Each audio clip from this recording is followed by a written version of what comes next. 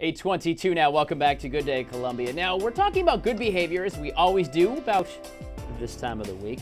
Now, you know, the kind of stuff like how you conduct yourself in social situations and, you know, kind of like when no one's looking. Now, we've talked in the past about the body language that you're sending out, like on a job interview, for instance, but something we may not think about is exactly what an employer is looking for in that body language. Now, Gerald Glasock, isn't that going to be the same thing? It is, but it's completely different.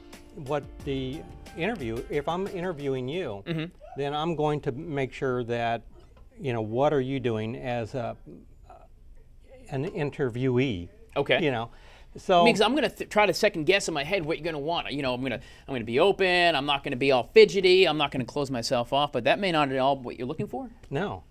Most of the time, I'm not going to provide a table or a desk for you. It's going to be just a couple of chairs. Right. So what are you doing with your hands while you're in an interview with me? What should we be doing with our hands? Like if say we're sitting like this with no table, no desk, we're having a somewhat casual interview. Where am I?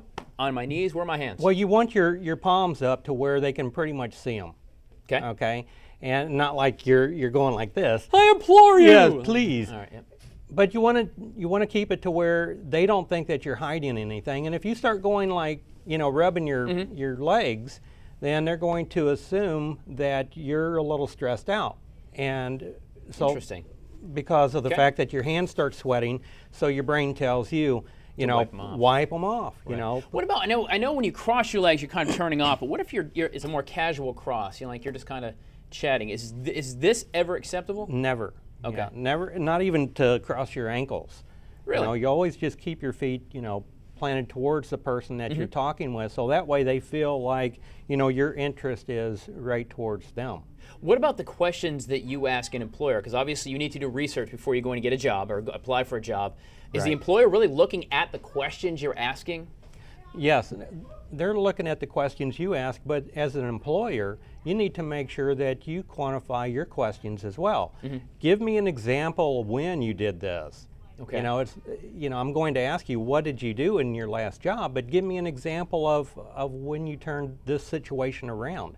So that way you can find out. And as an employee, you know, as somebody that's looking for the job, then you can, if you didn't have that experience during your last job, but maybe you had that during a volunteer service, then you can use that example as well, and it's very acceptable. Now, is it acceptable to take a break if somebody asks you, the employer says, tell me a time when? Is it okay to take a beat and think about the right time? Yeah, the pause is good, but you don't want to sit there for like a half an hour.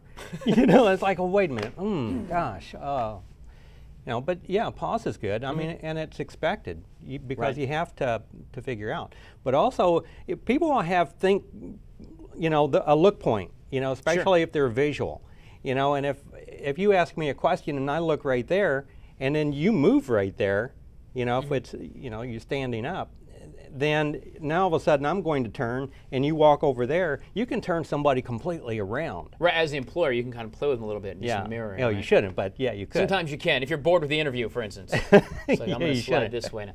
All right, Gerald Glasock, great stuff. Yeah, that's it, man. That's interesting that we have to be thinking not only, it's almost like a big chess game of mental, because you got to think about how your body language is and what they want it to be. That's exhausting. It really is. And, you know, the personality traits. Right. You know, the personality tests are good if you can't analyze handwriting. You know, if you can't. Well, you're an expert in that, so yeah, sure. Well, you can send them to me. Show off. Yeah, thanks. But some personality tests are really good. All right. You know, depending on what you're looking for in an employee. Good enough. We got to go to break, Joe. But thank you so much. Great information as always on nonverbal communication. Good things. We'll get it for you at MidlandsConnect.com.